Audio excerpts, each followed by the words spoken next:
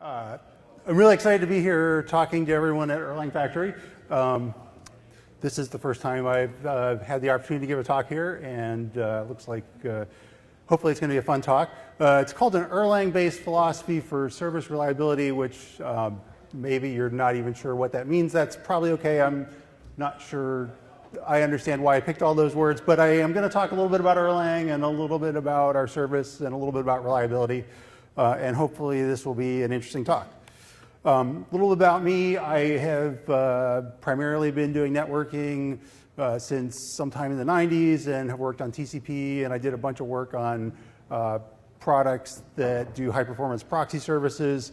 And I came to WhatsApp in 2013. This is my first experience with Erlang, and have been really excited to work with Erlang and don't really want to turn back at this point. I work on the media servers and media delivery within WhatsApp. There's actually two of us that do all the media delivery. And yeah, that's what I do. There's actually a talk going on downstairs right now about media servers, which I'd probably be listening to if I was not speaking here. Okay, a little bit about WhatsApp for folks that don't know. We're a messaging app that does chat and media delivery. We had voice calling last year. We got bought by Facebook in 2014, and we've been fortunate to still be able to keep most of our sort of separate WhatsApp culture and not be completely absorbed into the larger company. So we're still a small team. We actually have about 25 engineers on our server team that work in Erlang out of a total of something like 57 engineers. And we do continue to have a growing user base. I think earlier this year we crossed 1 billion users, which is pretty exciting for us. And a lot of what we do at WhatsApp is about scale and scaling. I have a couple slides here that just kind of talk about our systems and what it is that we use. This slide, if it looks familiar, it's because it was one that Rick gave in a talk a couple years ago, and I shamelessly lifted it to include in the slide here. Our system is, primarily a chat system that runs on people's mobile phones. There are 7 supported phone platforms that connect into our service. We have a front-end tier of servers. There's the chat servers, which speak the chat protocol. The media servers, MMS, which do all our media delivery. There's a web tier that's also not shown that does our web client. And so basically all the clients come in through one of the front-end tiers, and then on the back end we have a private network, and all the different systems communicate with each other over dist or another protocol that we call WAN dist, which is basically a protocol for communication between clusters of Erlang nodes. And in the back end, each of the individual services shown there is implemented as a separate disk cluster and implements sort of a one function capability. And so, for example, the group servers that are shown there store essentially the list of all of the WhatsApp groups in the world and who is members of those groups. And if you look at like the profile servers, those store each person and each group's profile picture. And so we have sort of a cluster of servers that each implements an individual back-end function. There's about 20 of those different clusters that build up to make up the service and deliver all the things that the front-end servers do. Our server specs themselves, we don't run our own data centers. We use a hosting provider, and we get bare metal servers that primarily are off-the-shelf dual CPU servers. 128 is typical, but we'll go all the way up to some of our servers 768 if we need a lot of memory. Primarily the thing that consumes memory is our databases, so most of those back-end services are Amnesia-based services that are either running disk copies or running RAM copies, and some of them use a lot of memory. Our platform is FreeBSD. All our new servers, we're doing FreeBSD 10 now. We still got some that are doing FreeBSD 9. And we're running Erlang R16B, which is getting a little long in the tooth, so we're probably due for a major version upgrade sometime soon. So that is kind of the intro. Now maybe a little bit about what I'm actually going to talk about. So this is not really a technical talk. It's kind of a strange talk. We've done other talks in the past about scalability and performance, and Anton did a talk a couple of years ago about our analytics system that was all written in Erlang. I was approached last year by some folks at Facebook, and somehow it came to pass that we got a reputation within the folks at Facebook for delivering a very reliable service. And they asked me, kind of, can you come down and talk to us about how WhatsApp thinks about reliability and how you make a reliable service? And I said, sure, I'd be happy to come down and talk to you. And I thought about it, and I kind of didn't actually know what it was that we did that was special. Like, there isn't really anything that we do that's special to make our service reliable. But I did kind of think about it a bunch and put together a talk, and that talk went pretty well. And it turned out much of the talk was about Erlang, so I thought this would be a great audience to also show this talk to. This is not really intended to be a recipe or like you should go out and do it this way. This is really what we've done within WhatsApp. Obviously, we've had some success and we've managed to stay small. And so hopefully some of the insights people will find interesting or useful. Okay, so the first thing, if you want to build a reliable service, you should probably decide what your goals are in talking about reliability. When I started, the other thing I should say is I'm a relative newcomer. Everything that I'm going to talk about here was built and invented by people smarter than me who came before me. And so I learned everything from a bunch of experts. One of the things that happened when I first started, I think on my second day at WhatsApp, I went to an all-hands meeting, and Jan started out the meeting and said, we had an outage this weekend, just the day before I started, and it was a big outage, and people lost messages. And he gave a pretty compelling speech about how important it is that we don't lose messages, and every one of those messages is important to our users. Some of you guys are probably WhatsApp users. You probably send stuff that is important and timely, and I'm downstairs in the lobby, please meet me for breakfast, or I am at the airport, please pick me up. We take this very seriously, and so number one in our goals and reliability is don't lose messages. Right behind that is don't delay them either. If you got a mobile phone, obviously your mobile phone may go off the network, it may be offline, but as soon as you step out of that elevator and have network access again, we want you to have access to the service and be able to get your messages. And so these are sort of our top two things that we are striving for when we run the service. And then the other thing that comes in as we develop new features and look at bugs and work on things is we never want to have a sort of a mediocre service, right? We want things to work and to work reliably and consistently, and so we kind of set ourselves a bar of we would like things to fail less than 1 in a million. If we're going to go out and measure something, that's our goal, that's our target. This is not a prescription. We don't tell ourselves, if we want to deliver a 6.9 service and we want to have an SLA, that SLA would require us to have 31 seconds of downtime a year, so we're going to absolutely require that everything we do results in no more than 31 seconds of downtime a year. We don't look at it that way. This is really this is our aspiration, is to always be doing things consistently and reliably. Okay, so the rest of the talk is basically kind of what do we do in our development process, deployment processes, operationally running the service, and to some extent, how does that tie back to the fact that we're an Erlang shop and we think like Erlangers? Okay, so development, the number one thing that we do is we keep everything as simple as possible. And so we have a very minimal footprint in what we put. onto our servers. The next slide I have is actually a slide that shows what runs on our servers. You may be surprised at how minimal actually is. And so this is a PStree that I did on one of our running chat nodes. And that is every process that's running on that chat server, except one thing I took out, which is the actual command that I ran PStree.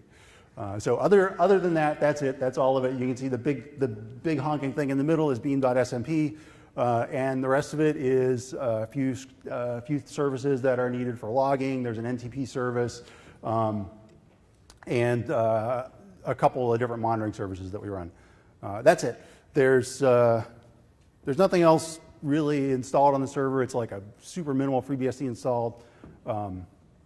Sometimes when I'm working with folks at our data center, they will ask me to, can you go in and run an LSPCI? And usually my answer to any of those sorts of questions are no, I can't do it because we don't have that installed. We take sort of this minimal, keep it simple approach very seriously in everything that we do. Okay, the second thing for development, and this is a very weird point. This was, when the Facebook guys were talking to me, like, what do you guys do? And I was like, well, mostly really, there's just a whole lot of stuff that we don't do. And so, we don't, in our day-to-day operations and day-to-day running of things, we don't do any like test automation. We don't do code reviews. I think the first diff I had when I was working at WhatsApp, I asked Rick, do you want to review this? He's like, nope, just check it in. I'll push it out. It's sort of a strange environment.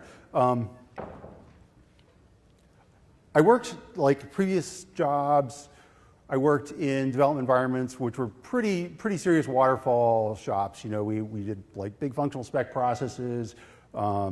We had a development phase. We had a big separate QA team with a QA lab that had a QA phase. Really complicated release processes. Shipped a lot of stuff that way. Stuff still gets out the door.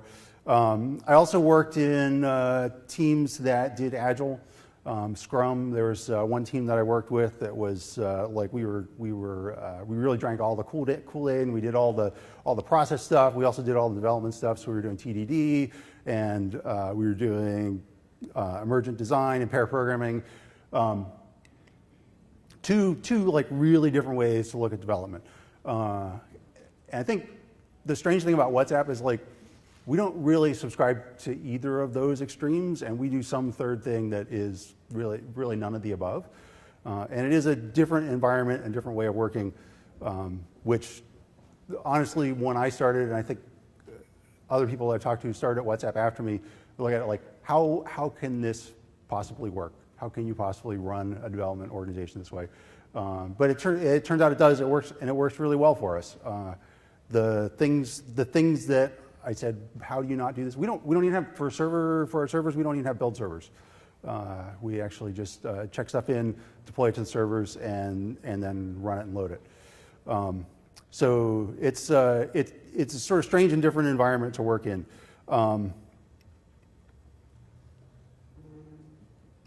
Yeah. I guess the thing that we do that I didn't actually say here is that in place of all that stuff, what do? We be careful, right? We know that when we're deploying to 1 billion users, and it had better work. And so that's kind of the trade-off is care instead of safety net, I guess is a good way to say it. Okay. So last thing on the development side that we do that's kind of interesting and maybe different is we have this sort of investigate every bug philosophy. We don't, obviously with the size of our user base, we don't hear about every bug, but we do, the ones that we do hear about, we take pretty seriously and try to get to the bottom of them. We really want to have to the extent that we can, a zero bugs service that we're running. And so anytime a bug comes in, will kind of drop things, take a look at it. I got a message on the weekend, on a Saturday one day from someone I was working with up at Facebook saying, you know, I was trying to communicate with someone on WhatsApp, and the image or media I was trying to send didn't go through. And I said, can you send me your logs? And he sent me his logs, and then I immediately started looking at it that Saturday night. And he was like, no, you don't really have to do this just for me. But it is kind of ingrained into our culture that we do when we hear about stuff like that. Whenever we hear about them, we drill down into them and find out what's going on. And if there's a bug, we want to go out and fix it. We didn't have a bug tracking system when I started working at WhatsApp. We did have one. It wasn't used by the server team. And I kind of wondered about that too, but then I realized that you know, when we find a bug, instead of putting it into a bug tracking system, we just fix the bug. And that's a pretty cool place to be. Since we moved to Facebook, Facebook has a great bug tracking system. And one of the things that we started doing is now tracking our bugs. And in some ways, you could say that this has resulted in bugs getting put into the here's a bug list and then not getting fixed. And so it's an interesting trade-off of what you get if you have a tool. Beware of the tool because you might use the tool. Okay, so what about Erlang? Erlang really means a lot to us. We couldn't do the things that we do when we develop our product if it weren't for Erlang. Just like the way that we do everything works because of Erlang. The top line bullet here is our system is really small compared with anything else I've worked on. And I know that this is one thing that probably most Erlangers would say about whatever they're working on. We have, my code base that I work on for the media servers is about 20,000 lines of code.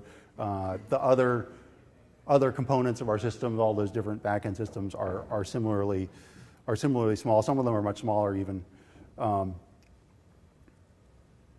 This is partly the compactness of Erlang, and partly, I think, because it's really well suited to what we're doing. So this is a big thing for us. Another thing that is really, and I don't know, I would love to hear feedback from people on this.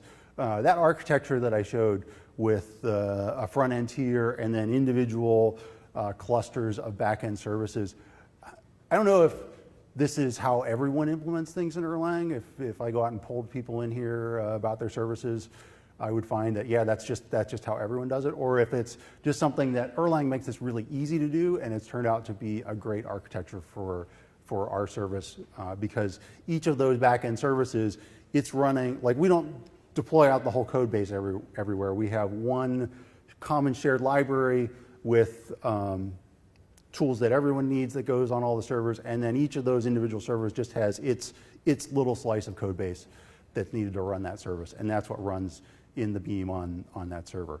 So this has been, it's good for us sort of operationally. It's also good for us from a reliability and failure point of view, because it tends to be when there's a bug in one of those systems, it only exposes itself as some issue with that one feature of the system, and it doesn't generally show up as something that's particularly visible to users. And so this is a good benefit of that architecture. The other thing as I was thinking about, like, what do we do that's different than other companies? In the 2 years that I was at WhatsApp, when I put these slides together, I'd seen a bunch of cases where someone had gone into one of these modules and just completely rewritten it from the top to the bottom, which is something that I know a lot of developers always want to do. Previous place I'd worked, you know, there's like this code is terrible, it needs to be rewritten, we need to do a re-architecture, but seldom does it ever get done. In fact, there's probably a whole group within Facebook internally where they talk about, like, what can we do to promote more code hygiene and code cleanup. And this is one of the few places where I've seen this actually get done a lot. And I think I kind of went around and asked people, well, why are we more successful at doing this here? And this bottom bullet was the answer that I got back from folks, is that Every time we need to scale up, we have these clusters of 16 servers. They are sharded using phash2, oftentimes like based on phone numbers, into a set of partitions. And when we want to grow that, what we typically do is say, okay, we have 16, now we will have 32. We'll split those partitions. Partitions from one box will now be split over 2 new boxes to scale up. And as we do that splitting, there's a migration process that happens. And during that migration process is a very natural time to go ahead and update all the code to clean out any cruft, fix any things that have been needing to be fixed. And so this is kind of a good thing. I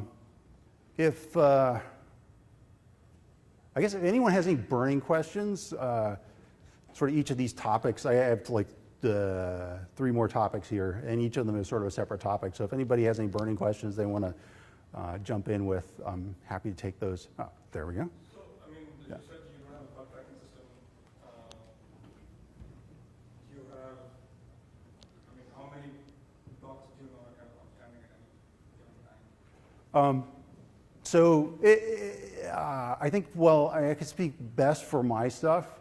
I think, Luo and I work on the media servers, and we have less than 5 sort of bugs. We have our to-do list things, and we have things in the sort of code cleanup category, things that we'd like to clean up or fix, but things that are actual bugs that are affecting users, it's a small number. It is usually when we find a bug, we fix it, and then we push it out. Yeah.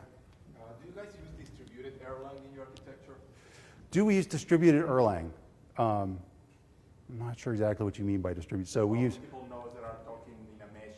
Yes. So all that architecture diagram that I showed is those are clusters. So the front end nodes. The front-end nodes, the chat servers and the media servers, tend to be sort of, they do their job by themselves. They just accept connections, 1 thread per connection. They then talk over dist or WAN dist to the back-end nodes, and then each of those back-end nodes is a cluster. And so we might have a cluster, say, of the servers that keep all the group information. There are 16 of those, and they're a cluster, and they're sharded probably by phone number. I don't remember details on all of them, but they communicate over dist. When we do the scaling up, we just add more servers. We take heavy advantage of the fact that Erlang is a built-in distributed system. That is huge for us in terms of building and scaling the system. Okay, yeah. It's probably relevant here because you mentioned silo architecture. So the backend servers, you said that with regards to failures, if one fails, it fails locally. But how about the inter-service communication? You mentioned database, I think, what types of, like what methods do you use to communicate between them? Because I guess profile is something that you Right. Okay, so the question is how do we deal with server failures within the cluster? So all the services are, and I'm going to actually, in a couple slides down the road here, I have a little more detail on this, but all the services have basically a primary and a backup, and so if the primary host is unavailable, there's always a second copy on a alternate host, a failover host, and basically in that sort of shared library of goodies that we've got, one of the things that's built in there basically in all of the inter-node communications is automatic understanding of that failover process. Yeah. Okay, let's do one more. So you were talking about looking at bags and how to tackle bags. I have 2 questions. First one, how do you guys go by bags that you guys kind of reproduce? What are typically the things that you guys look at the most? Is it either logging, and also how do you guys correlate log events, metrics for alarms, or a combination of those? And also the other question is for bags that you guys can reproduce, do you guys use the debugger or any debugging tool? Right. For debugging, so the question is like, what are the debugging tools that we use for tackling different problems? So we do have pretty extensive logging that we use throughout the system. And that's almost always our first line of defense is to go look in the logs and see what's been logged. As far as reproducing bugs, typically, I'm just trying to think from recent history. On the server side, typically we are able to reproduce things pretty easily. The other thing that, and I think this is, I don't know if this is an Erlang thing or an R application thing, but typically it is, especially if we can reproduce a bug, it is not usually hard to figure out what the bug is. Like there is very little analysis required to go from we have a bug, we reproduce the bug. Oh yes, this is where the root cause of the problem was. If we do have something that is more difficult to analyze, typically what I think most of us do is we have the ability to set up a cluster on our Mac, and then we can reproduce it in the cluster on the Mac, go in and do additional logging, additional tracing. We do a lot of things live in terms of, so the next topic I'm going to talk about is how we deploy things. We do deploy and test a lot of things live. And so a lot of times if it is something that's sort of more tricky to figure out, we'll put in additional logging on like one server live to gather more data on how the bug is. If I can ask one last question. Okay, one more. You said you don't want to lose any message, but have you been in a situation where you, because of changing product values, you're testing on that, have you been in a situation where you have actually lost message? Yes, we have not had a perfect track record. So the question was, have we ever lost messages? And the answer is yes. But we really don't like it when it happens. Okay, so deployment practice. So after we're done kind of development phase, writing code, then of course we get to how do we deploy things out? What do we do for deployment? How many of you guys have like some sort of automated deployment system that kind of goes out? If you're an Agile team, you may subscribe to the, you check stuff in and then it actually goes all the way from check-in into production. We have a really sort of different way of dealing with this. We're big believers in automation. Like we don't want people spending a lot of time doing manual work. That's sort of busy work. But we also are big believers in changes to the system are sort of controlled by humans. And so when we do our deploys, we do our deploys manual, but usually sort of at the touch of a button. It's usually two buttons, so there's one to push the code and then one to load the code. Rick calls this friction by design, that we don't want stuff just going out in the middle of the night at odd hours and just like impacting the system when we're not. We try to do deploys when we're in the office, and when if something's going to go wrong, we're there and we know what's going wrong. The other thing that we do, which is again kind of sort of comparing with some of the Agile philosophies, is we do a lot of deploys. And we do a lot of small deploys. And so like on the chat side of things, the guys that run the chat servers, they actually deploy usually 3 times a day. And they'll pick up, each of those will have a handful of changes in it. One of the nice things with Erlang is the fact that we can do hot code load. And so it makes it really easy to do this kind of just, there's almost no effort between something is checked in and something is deployed and running, and there's no impact to users because there's no drop connections and things just keep running.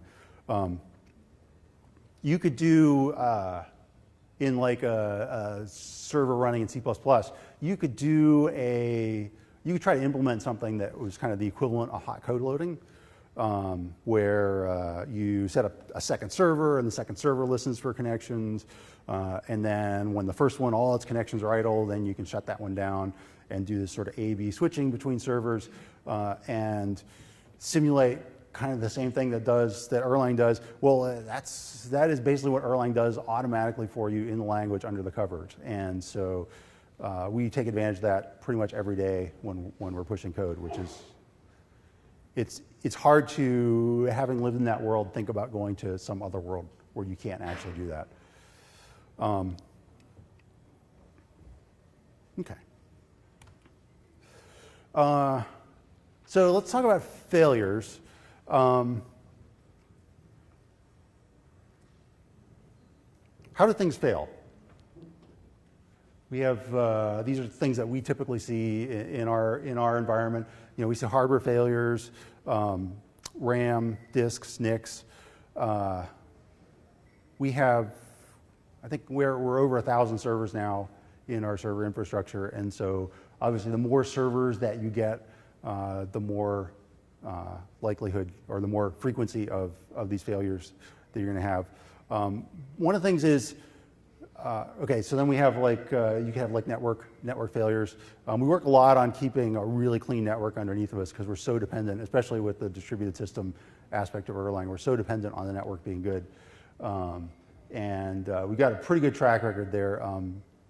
A few years ago, I think it was in 2014, we had a big outage that turned out to be a result of some underlying network issues where the cluster could not connect to itself anymore over disk.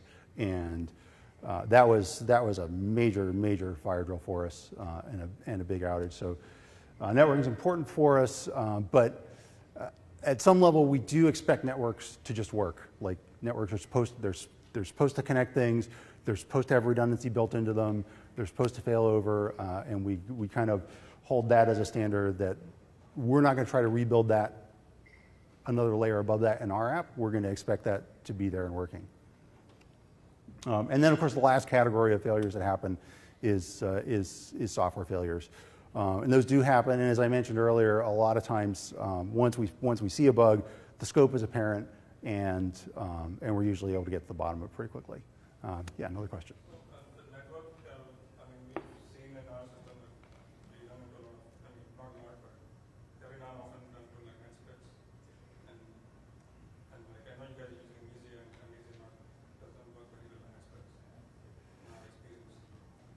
So, I guess what you're saying is that we don't run into those issues or we have some kind of workaround? So the question is, how do we deal with net splits? Do they happen? And especially for amnesia, how do we deal with it with amnesia? We do get little blips where connectivity between hosts will drop. Most of our databases we have tried to set up so that they can return to consistency relatively easily, and so typically, in fact, relatively recently, we've actually just made it policy that anytime there's an amnesia disconnect, we automatically reconnect. I am not the best person to answer this question in more detail because my servers are not amnesia based, but yeah, it is definitely a concern. We've pushed really hard on, we just don't want that to happen, and for the most part, we've been successful in keeping things pretty clean, and so it doesn't happen very often. Yeah.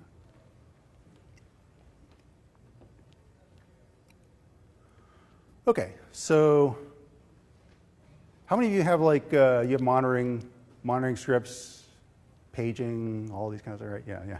So, okay, so we do this too. We have a sort of strangely simple monitoring system. We have this one gigantic shell script. It's not even that gigantic. It's called mon.sh, runs on every server, and just runs out of cron every minute, and it just checks a bunch of sort of system health things. Is the system running out of network capacity? Is it running low on memory? Is it running out of CPU? It also checks for a bunch of Erlang sort of more specific issues. Are my processes running with too much backlog? Have there been max restart intensity events on a gen server? Or we have things that we use internally called gen factories, which are scaled up gen servers. And so basically all of these things kind of run every minute in mon.sh, and anytime there's an issue on a server, it'll send out appropriate alarms. There's also some external health check scripts. So mon.sh checks everything from the inside. These external health checks check things that you can't necessarily see from the inside, things that are like overall service health. And we have those for media. We have them for our www, our website, et cetera. We have, I mentioned a couple times about that we're pretty adamant about wanting a really clean network underneath of us. One thing that we've invested a fair amount is a sort of special full mesh monitoring system that we call PanAm, which is doing constant network monitoring between every host and every other host. And then we have detailed records if there's ever a path failure anywhere within that private network. We know about it, and we can go back and try to track down what caused it and make sure it doesn't happen again. And then the other thing that we're using is trend-based alerts based on sort of overall traffic, errors, that sort of thing. Okay, so how many of you guys have like on-call groups, something like that? So these mon.sh, right? You get I think Facebook has an impressive infrastructure built up for doing on-call groups. You can go in and just say, I want to create a new on-call group with all the people, and it'll automatically do a rotation. Everyone gets a week, and it'll email your manager if you're on vacation during the week when you're supposed to be on call.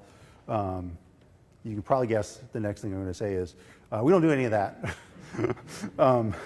The way that we handle alerts is anytime one of those errors fires in that mon.sh script, we have a broadcast group on WhatsApp called server talk or server alerts, and we send a message to that group, and everyone in the group gets the message, and it will wake people up in the middle of the night. And we sort of have an honor system, or the guy who's the appropriate guy to fix that problem gets up, takes care of it, tries to silence the alarm within 1 minute so that it doesn't keep waking people up every minute. And that's how we do things. This has been this scaled really well when we were 10 people when I started. Now that we have something like 25 people on the team, it's starting to get to the edge of how much a group broadcast of alerts can scale up. But one of the things I like about this is that we take every alarm seriously, and the fact that if an alarm's going out, it's going to a lot of people means it re-emphasizes the make sure that your shit works, do things reliably and consistently, and don't get the alarms in the first place. And so I think that's a plus side of the cost of the alarms going to so many people.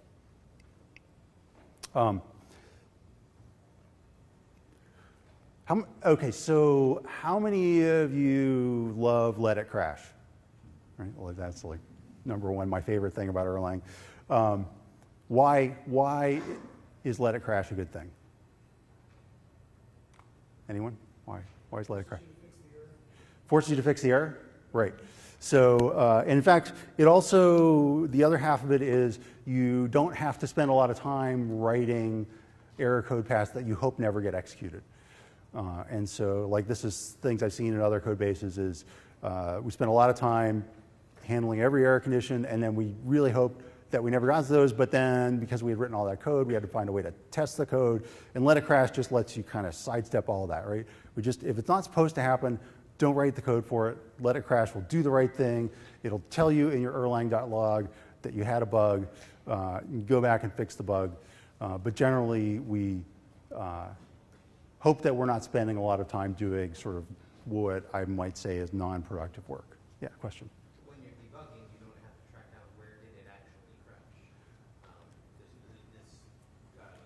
defensive program that you talked about is not getting in your way of debugging either. Yes, that's true. So the point is, if you do a lot of this defensive programming, then you may be losing information. Whereas if you let it crash, you get the stack trace right there. You know exactly what went wrong. Yeah. So we kind of take that same philosophy to our infrastructure. Is if something's going to break, we let it break. We get the alarms, and then we have this sort of fix fast philosophy. And so we go in and we fix things When they happen, if there are things that are systemic, we fix them, like we fix the immediate thing, and then we also try to fix the systemic problem. But we haven't built in a sort of deep redundancy. We could build everything, triple redundant, but then we'd have 50% more for servers. So our general philosophy is we build things to be resilient to a single fault, and we don't build for resilience beyond that. Keep our server footprint small, keep errors to the minimum, and yeah. Okay, so that's pretty much the end of what I had to say. This is as best as I could summarize it. What are the things that we do that are interesting around reliability? Keep it simple, let it crash, and keep your bugs to a minimum, fix them fast. So yeah, do we have time for a few more questions? Or yeah? All right, we'll take maybe 3 more questions if there are more. Yes?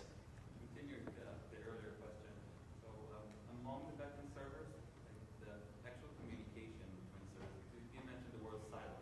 So each server has its own persistence, let's say, but you have to share information somehow, and it's not always like a vertical approach. So how would you communicate among them through like best practice? So the question is how do the backend servers communicate among each other? Yeah, they do. That's right. They do share information. Obviously, they're not. So when I said siloed, I meant more that they're. I was thinking of more in terms of like if you talk about object-oriented design, you might talk about single responsibility principle. Like each of those clusters, it has one job that it does, and then it delivers that service to anyone else in the cluster that needs it.